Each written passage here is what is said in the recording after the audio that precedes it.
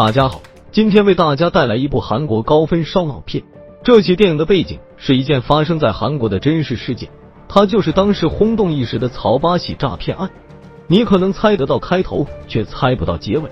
局中局，连环套。在这部电影里，每个人都是骗子，骗子抓骗子，是正义还是邪恶？话不多说，直奔电影。一个男人起早贪黑，省吃俭用攒了半辈子的钱，一次饭局上酒足饭饱后，朋友嘲笑他这么辛苦，到最后还不是买不起房，不如把钱放我这，1年后就给你换上3环内的大别墅。这明摆着是个套啊！男人想也没想就答应了。第二天醒来，人和钱都没了。原来他这个朋友是个行走江湖的专业骗子，靠着庞氏骗局的那种把戏，不仅让男人掏光了身上的钱，还把家里7大姑8大姨的钱也借来了。俗话说君子爱财，取之有道。男人为了多赚一套大别墅，还把他去叔叔的抚恤金也投了进去。此时男人觉得已经无颜愧对父老乡亲，就当着他妈的面从18层高楼一跃而下，瞬间成了夹心饼干。而这不是一起个案，此时电视台正在报道这起庞氏骗局，受骗的人数不止一个村，金额高达3000亿，越来越多的人也涌向了天台。我们的主角卷发哥是个专门偷诈骗犯东西的无业游民，这天从走私犯那里偷了2块手表，回家送给他爸当生日礼物。刚进门看到他爸已经找到了骗子把赃款转移的名单信息，他爸是一名记者，为了调查事件幕后但真相，从网上搜起了蛇头。要说我们的卷发男他爹还真是心大，网上的广告都能相信。蛇头一看这护照做的太不专业了，收了钱直接送他爸领了盒饭，现场被设计得很完美，看起来是一起畏罪自杀。卷发男不相信他爸会自杀，他爸手里一定掌握着不可告人的秘密。画面一转，一个金发妹在挑选项链，看似人畜无害，实际上是个分工明确的团伙。金发妹用美色把老板迷住，同伙借此时机窃取柜子里的项链。完事后，金发妹装作小偷的样子，故意被假警察的同伙抓住，赃物顺理成章的也被带走了。因为这起受骗的人数太多，打官司的钱都不够付的。检察官那也是白黑通吃，和这帮偷项链的团伙搞起了捞油水的买卖。正当他们搜寻目标时，发现了个可以大捞一笔油水的租赁公司老板。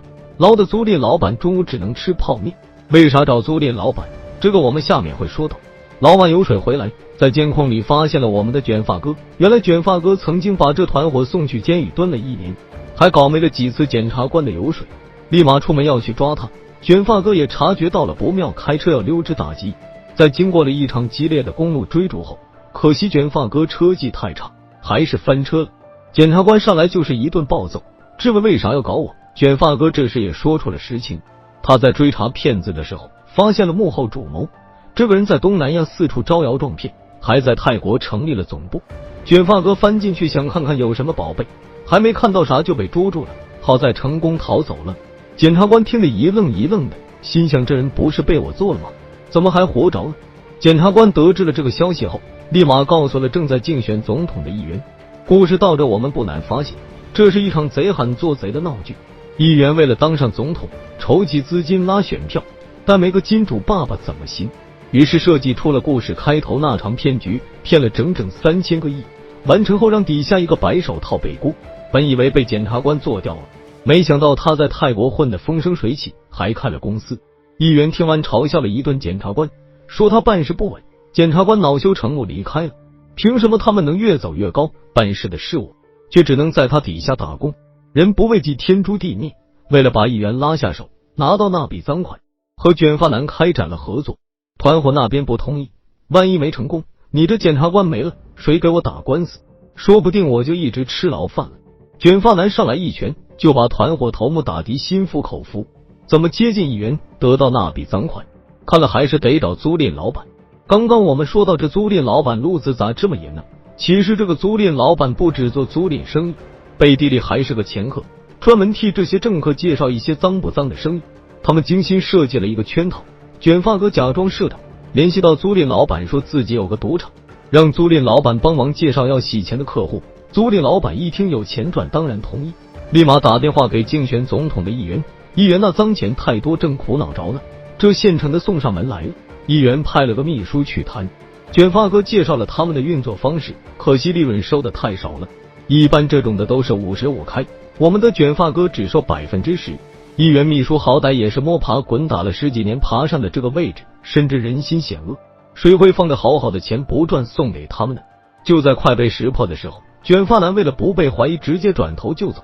为了抓紧促成这笔交易，还记得一开始团伙偷项链时的那个妹子吗？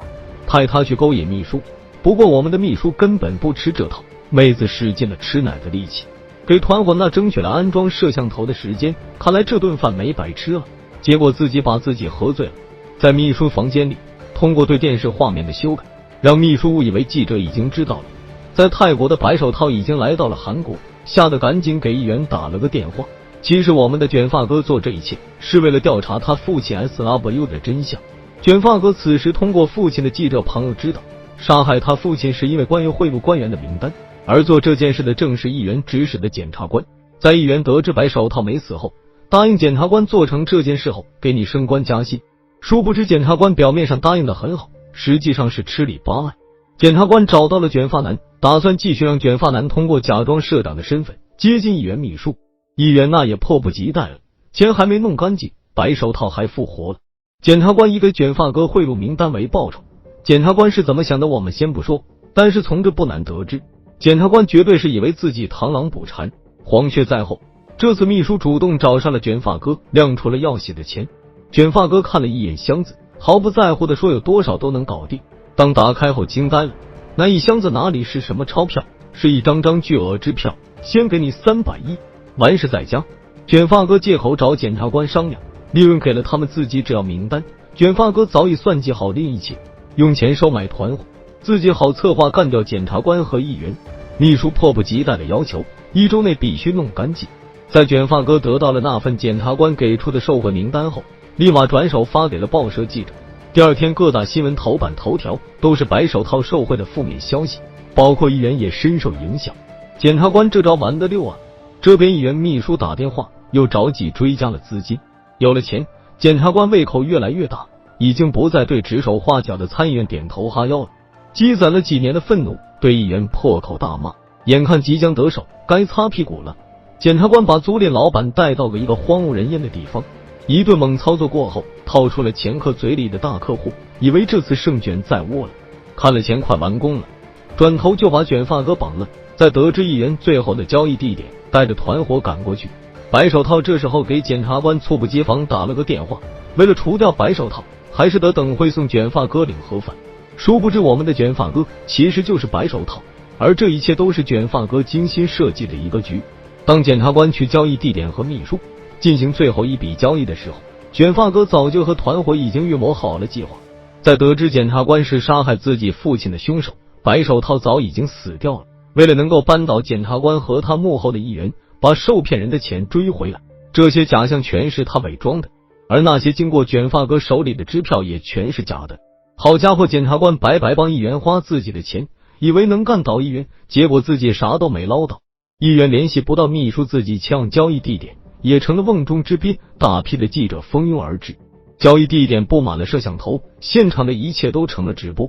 检察官这时候嘴角露出了邪恶的笑容，其实这一切都是检察官的策划，而卷发哥的一切只是他意料之中的骗中之骗。故事结束，3000亿整整齐齐摆在了房间里，这钱是还给那些受骗群众，还是他们独享天伦之乐，我们不得而知。正如电影所描绘的，所有人性都存在着贪婪，骗子所擅长的心理，也就是人性最底层的欲望。一个骗子如果他过于完美无可挑剔，那他很容易会被识破。没事别招惹高智商的骗子，否则上当了还浑然不觉地帮对方数钱。感谢大家的收看，祝大家新的一年不会遇到骗子。如果你喜欢，请关注、点赞加转发，我们下期再见。